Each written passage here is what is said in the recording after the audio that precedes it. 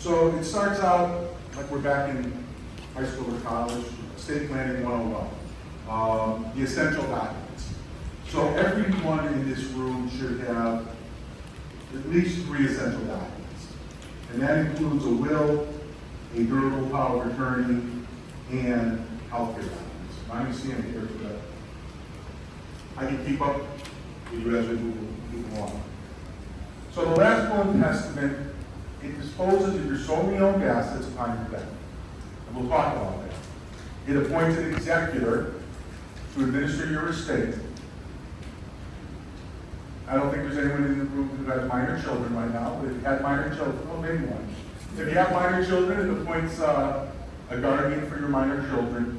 And if you create a trust under your will, it appoints a trustee of a testamentary trust. So, what are solely owned assets? Solely owned assets are assets that are only in your name, no joint account, no joint owner, and no beneficiary. So if you have a life insurance policy that is payable to your spouse or your children, that is not an asset that is governed by your will. That is governed by your beneficiary. Your will can say, I leave 100% of my estate to the Alzheimer's Association, but if your life insurance is payable to your children, it's not going to the Alzheimer's Association, it's going to your children. If you have a joint account, so you can have a will that says, I leave my assets to my 3 children equally. But if you have a joint account with your daughter who happens to live locally, that account is going to pass to her. It's not going to pass under your will to 3 people. Anything with a beneficiary will pass under the beneficiary designation, not under your will. So what often passes under a will? Often it's someone's home. Usually upon the death of the second spouse, it's a solely owned asset and it will pass under your will. Solely owned bank accounts, CDs, investments, all of those can pass under your will. A lot of those can also pass through beneficiary. So we always want to make sure when we do an estate plan for a client, we want to make sure that everything dovetails. Their will and their beneficiary designations match up. And if they don't, they know why. Why is this asset going to this person or this charity when my will says this? So we want to make sure the client understands when they're done how their assets will pass, whether by will or otherwise. The job of the executor. We always say the executor's job is probably a 9-month to 12-month job in Connecticut. So their first job is to locate a will and deliver it to the probate court with an application. So your last will, and the reason it's called your last will is you can only have one. You can have done 100 wills during your life. It's the last will that governs. We're going to talk about trusts later. You can have 10 trusts when you die. They would all be valid, but you can only have one will. So the executor's job is to locate the will, deliver it to the probate court, the original. And then it's the probate judge that determines this is now your last will and testament. They have to be clear that there's no will contest, no contesting the will. And then your executor gets appointed. So I'll have calls from the client and they'll say, well, I'm my mom's executor. I said, well, you're named as your mom's executor. You're appointed as your mom's executor. You're not executor until the probate judge accepts the will and now appoints you as executor. So, locally in Farmington, you'd be before Judge Bailey, and she would then appoint the executor of your estate.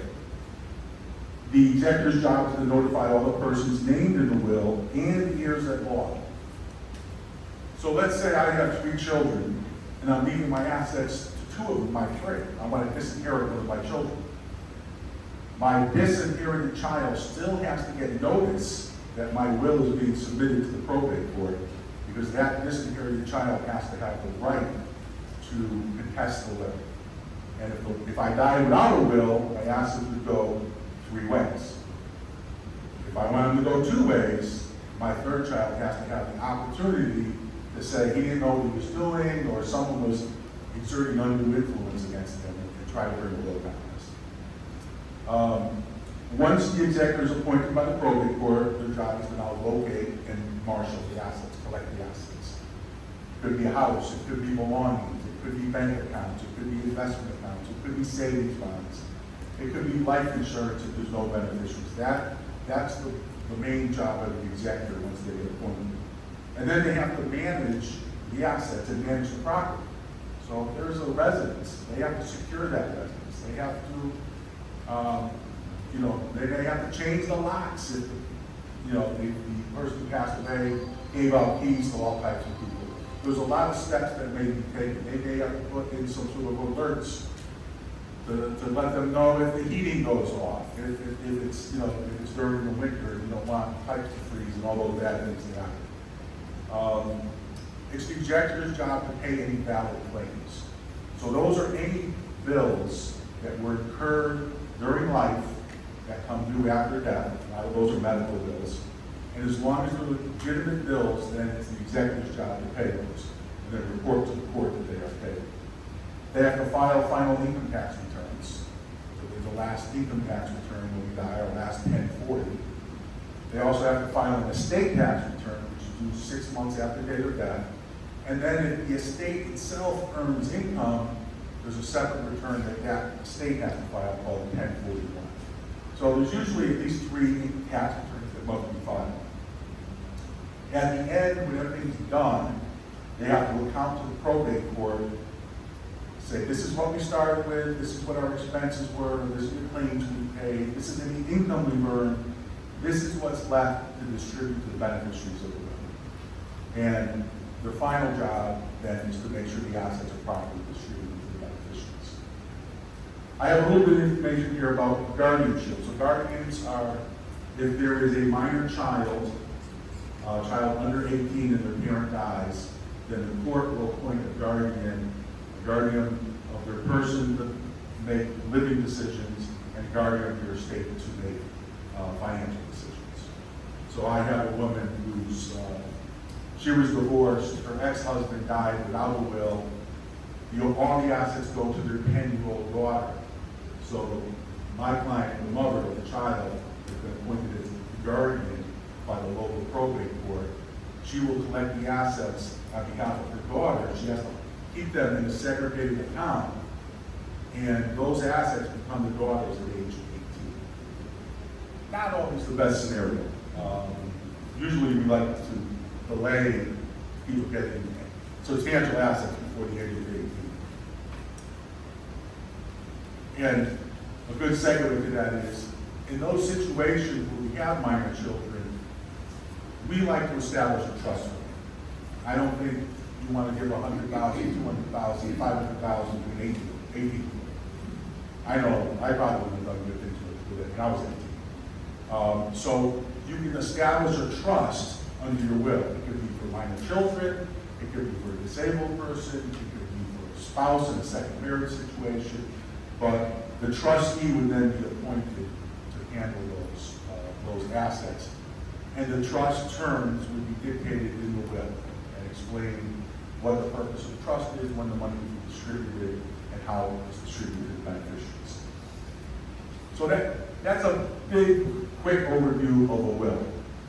The other 2 documents are really important while you're alive. A will speaks after you die. These next 2 documents, the durable power of attorney and the master directives, speak during your life. So durable power of attorney allows you to appoint someone to act on your behalf if you can't act for yourself for any type of financial matter. It could be banking, it could be paying bills, it could be deposits, it could be insurance transactions. In estate planning, it's usually done in case we get sick. So if something happens to me, I want my wife to have the authority to handle assets that might solely be in my name. Insurance policies, retirement assets, all of those assets can be handled. It's a very important document to have. If you don't have a power of attorney and you are disabled and someone has to start paying their bills, someone's going to be forced to go to the probate court and have what's known as a conservator appointed over. It works very similar to a power of attorney. It's court supervised, but it takes longer and it can get expensive.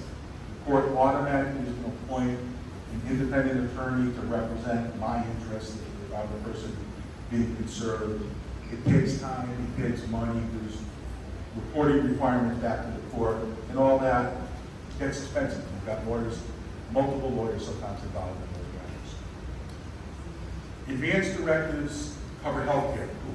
So the advanced directives have 4 parts. The first part appoints a healthcare representative. So if I'm incapacitated and someone needs to make medical decisions, I have named my wife as my healthcare representative. If she can't act for any reason, I name one of my children as the backup. So if I can't make my own decisions, if I'm comatose, if I am not of my right mind, I have people who can make those decisions for me. The second part of the advanced directives is the living will part, which talks about life support issues. So if I was in a car accident or I had a major stroke and I was comatose or in a persistent vegetative state, do I want to be kept alive by feeding tubes, IVs, artificial respiration? You have the right to make that decision for yourself. So the living will section allows you to say yea or nay to a variety of different life-sustaining procedures. My mother passed away from Lou Gehrig's disease. And in the end, they said, you could live longer if you go on a respirator. And she knew what the inevitable was. She would not, there's no recovery from Lou Gehrig's disease. And she declined. She had the right to say, I do not want to go on a respirator for what it might be the last weeks of my life. And each one of us has the right to make a decision like that. We don't have any active taking of life in Connecticut. There's no Guardianship type of things, which we could all have a long discussion about that. When my mother was diagnosed with Lou Gehrig's disease 13 years ago, she lived for 3 years, and 10 years that she passed now. She actually asked me about that.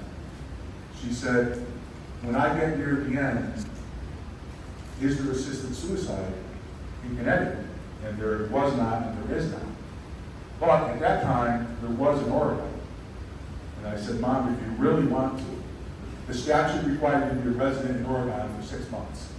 I said, Mom, if you really want to, I will move to Oregon with you, establish residency for 6 months so you can avail yourself to assisted suicide if that's what you want. It never got to that, but it was an option. I think right now, the closest state is Vermont. And they don't have a very long residency requirement. So that kind of covers the essentials. Everybody in this room should at least have a will, a durable power of attorney, and the advanced directives. Ramping up a bit, I'm going to talk a little bit about trusts. There are a lot of different trusts. I'm going to talk about the 2 that we see most often in the state law. A revocable living trust. Words are used interchangeably. Sometimes you can call it an inter-vivos trust. And then an irrevocable. Irrevocable means you can't change it. And there's different purposes for those. So the revocable living trust, the main purpose for this is to, and I do put this in quotes, avoid probate. Now, avoid probate means a lot of things to a lot of different people.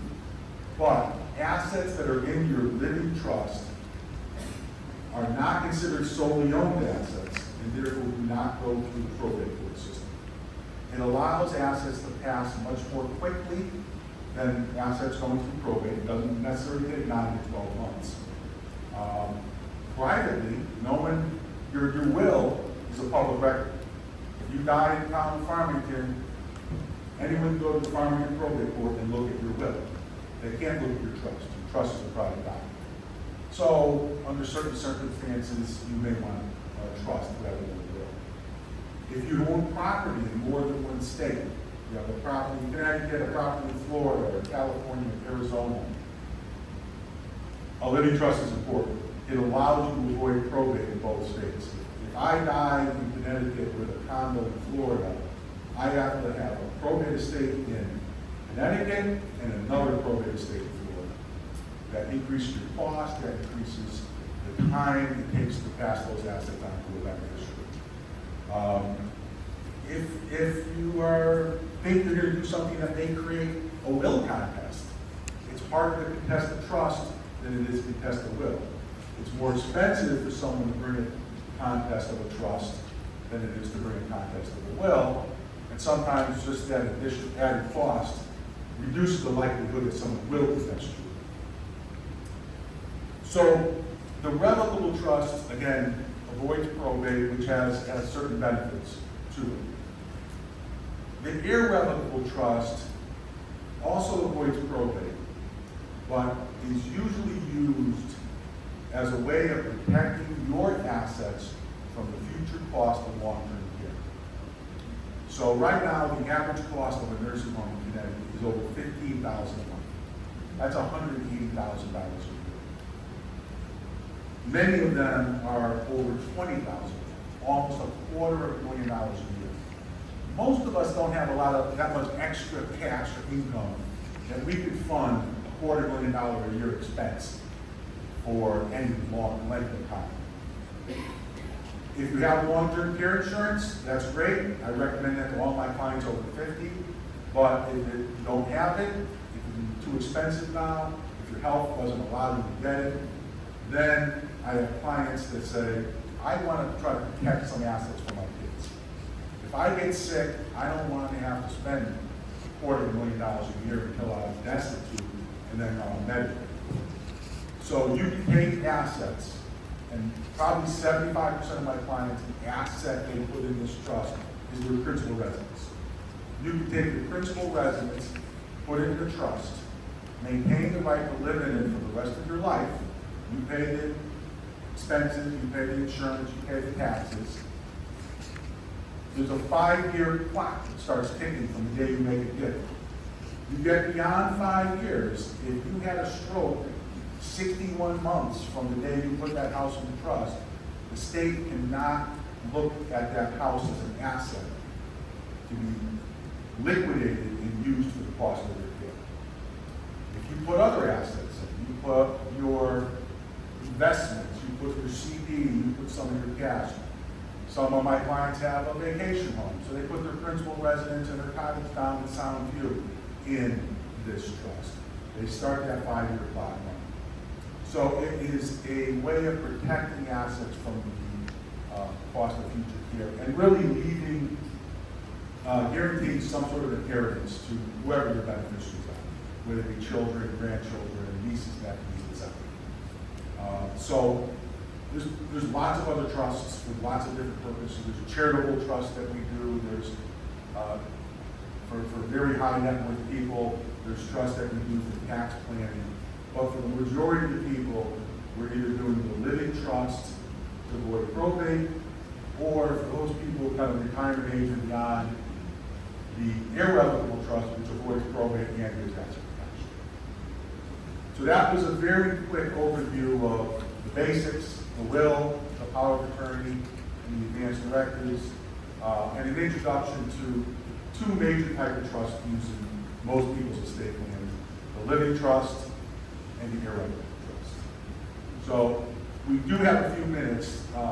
Anyone have any questions? Yes, sir. This is the first job of the executor is finding or locating the will. Would you recommend that you give a copy of the will to the executor or co-executors?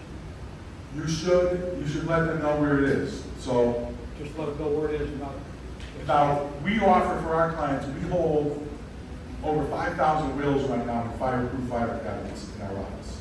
Some lawyers don't do that. Some, you take it with you, and that has some disadvantages. I just had this conversation with a woman Monday night. Long-term partner, never married, passes away.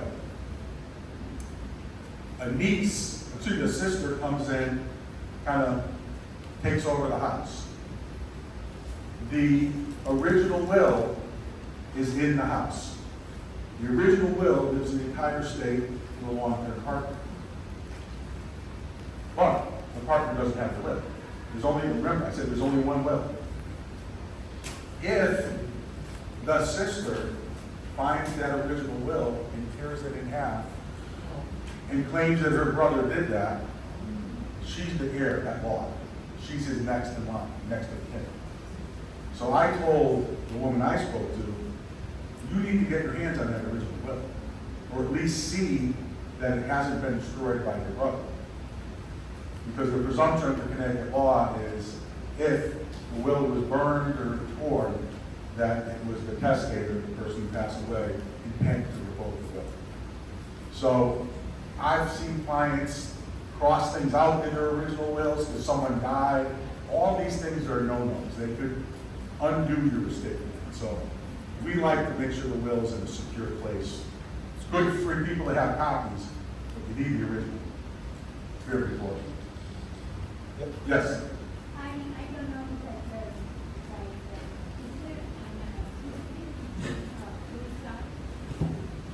that Assisted suicide? I mentioned that earlier, not in Connecticut.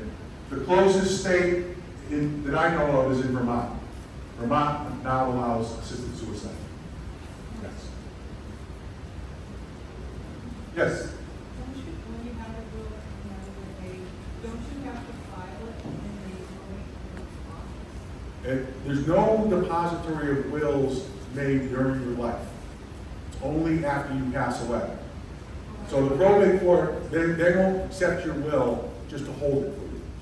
Oh, I thought that No, they don't do that in Connecticut. There's been some companies that have tried to create some national registries of wills. They haven't really taken off because every state has different laws about your will. But it's not like a deed that gets recorded on the town land records. Until your will doesn't get submitted to the court until you die. Yes? Wouldn't your attorney that you did the will for have a copy? They should have a copy, but a copy's not the original will. A copy's not admissible. You need the original. Yeah. There are circumstances where you can admit a copy. We're doing that for a client right now because the previous attorney passed away. They can't find the original.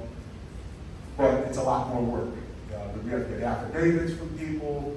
It's not the ideal situation. It's important to have your original will in a safe place and let your executor know where it is. Doesn't matter if your whole family knows, whoever you named as your executor needs to know where that original will is.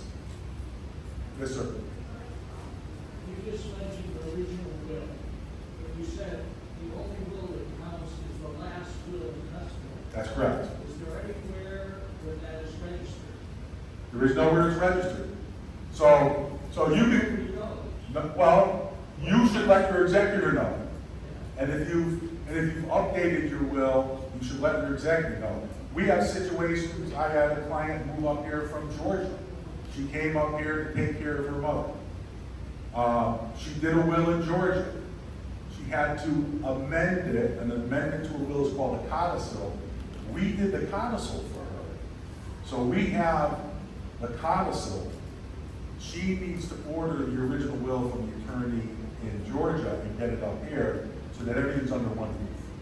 Because when she passes away, we don't want to have, is this law firm in Georgia still in existence?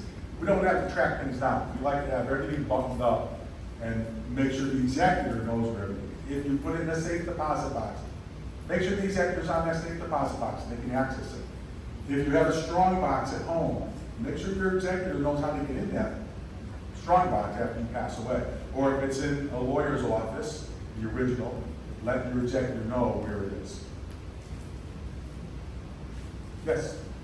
Regarding aspects of the 5-year clock you referred to. Yes. What if something happens before you reach the 5-year mark? It depends. So it depends on how close you are, what type of other assets you have. Can you private pay to get beyond the 5 years? So one asset you cannot put into an irrevocable trust is a retirement account. You heard Johnson Brunetti talk about IRAs, 401ks, 403bs, 457s. Those assets have to stay in your individual name. You can't even put them in joint names with your spouse.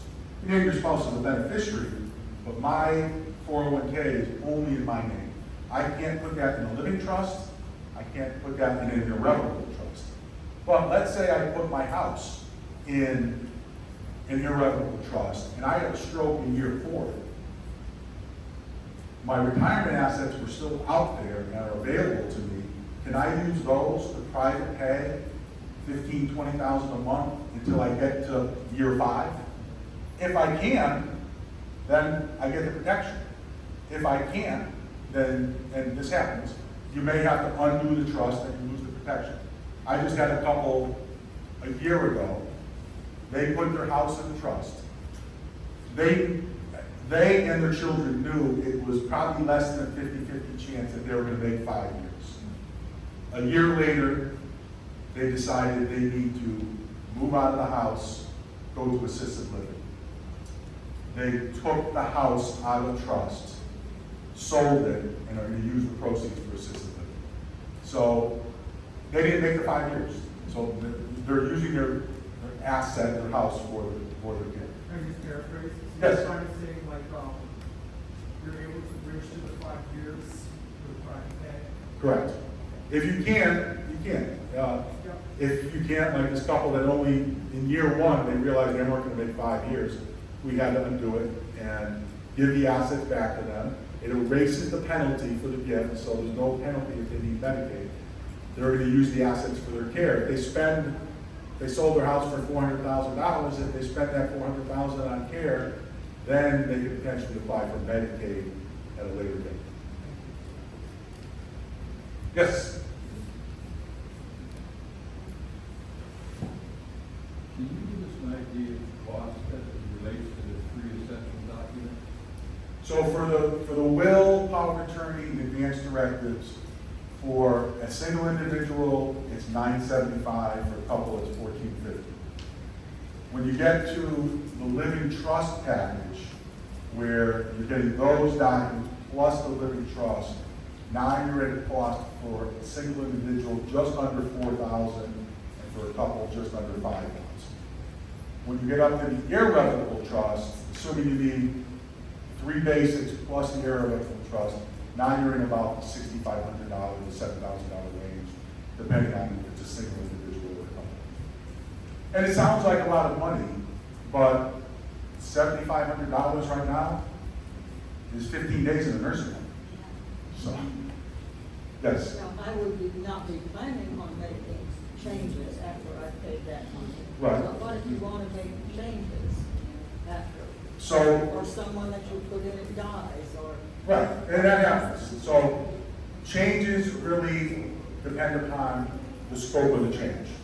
So we actually offer for our clients on their 3rd anniversary of signing their documents, we offer a free estate planning review. Come in for 45 minutes, update us on your family, your finances, what's going on in your life. And then sometimes I actually have an appointment at 1 for a guy who did his estate plan about 4 or 5 years ago. Sometimes that requires changes. So a change to a will is called a codicil.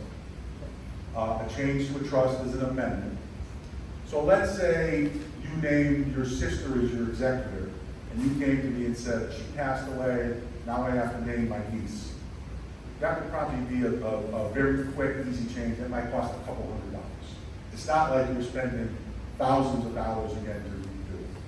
Now, if you come in and make wholesale changes, sometimes we say it's cheaper for us to do a new document for you than it is to amend the old one. We try to do things in as cost-efficient a manner as possible for our clients. Yes? I think you already answered this, but does it make sense to do a codicil versus a whole new will? Depends on how extensive the changes are. If it's a simple swap out of one thing or another, then we would do the codicil.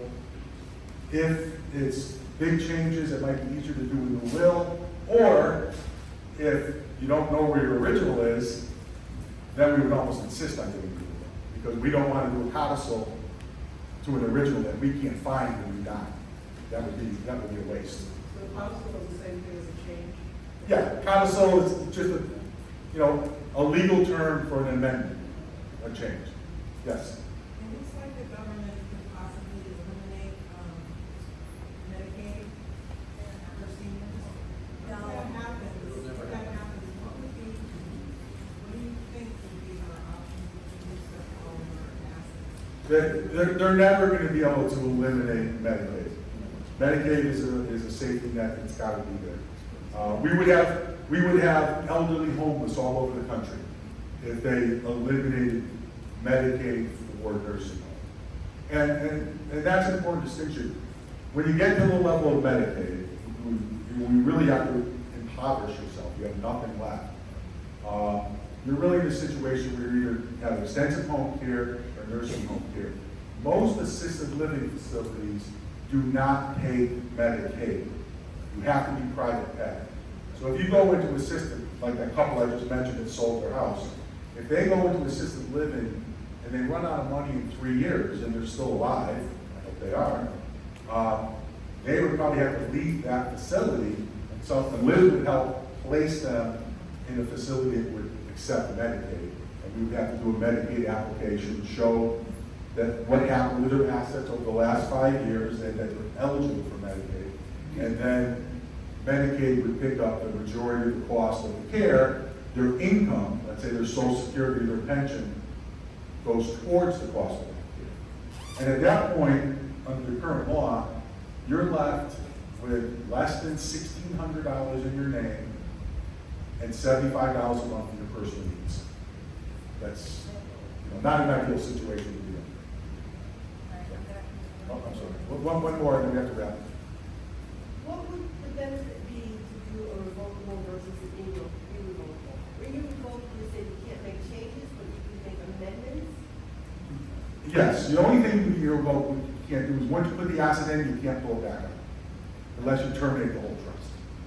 So the difference really is, do you need asset protection? Do you need asset protection from long-term care? If a client comes in to me and they're 50 years old and they say, I want to put my assets in an irrevocable trust, I wouldn't do it. Usually my clients are 65 or older when we do that. I would suggest to them, they look into long-term care insurance. You have auto insurance, if you get a car accident, you have home insurance if your house burns down. If it's affordable and you're healthy enough, insure against the cost of long-term care. So you don't have to make irrevocable decisions. But if you're of the right age and you want to protect assets and you don't have long-term care insurance, that's when you would go with the irrevocable as opposed to the revocable living trust. And I think I have to wrap up because I think it's time for lunch. I will be in that other room for another, till about 12:30, because I did say I have a 1 o'clock appointment. So anyone has any questions, they can come over and see me and Trin at our table.